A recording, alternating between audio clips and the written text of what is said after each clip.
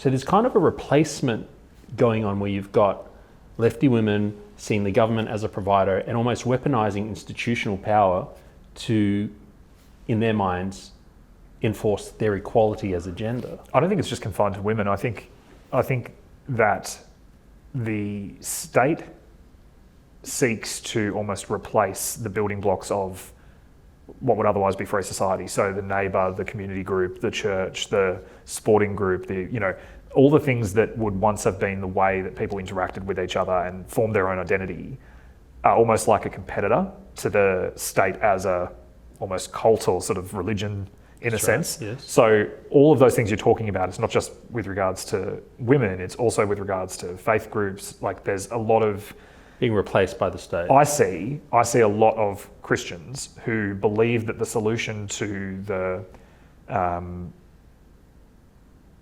the opposition to them being able to live according to their values is to essentially take back control of the state, because in their mind, that's what they've been able to do in the past. Yeah. So you've been able to rely in the past on the government enforcing basically Christian values. Right. But increasingly Christian values are moving into almost a minority Yes. in the influence and power sense.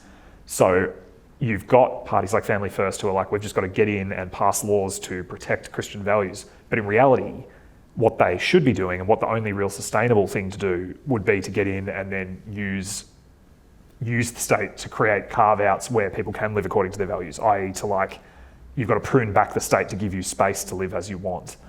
So I think that it's not just women that are viewing the state as like a provider and as a source of identity, fundamentally.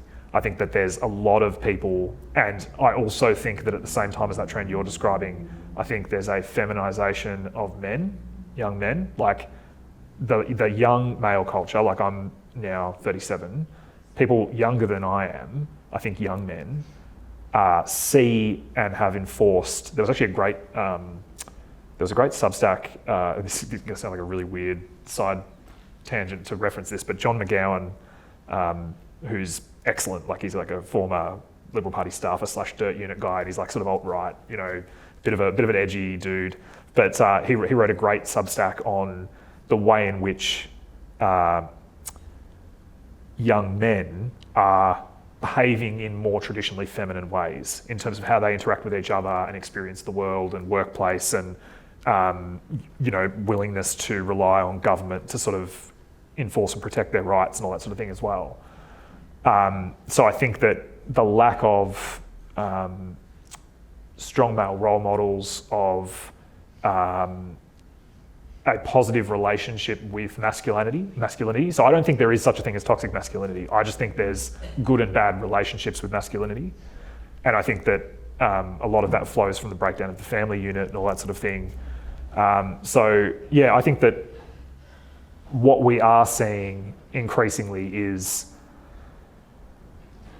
like a substituting of the state to allow people to live in a way that wouldn't be sustainable without it. So I agree with you. But there is a gender component to that. I mean, the data shows that the women are, on the whole, moving toward more lefty than. Okay, so have you seen the diversion graph between young men and young women, and you've got this massive skew of men going, I don't know if conservative is the right word, but the women are going, they're kind of level with a bit of variation, but the women are skewing hard left.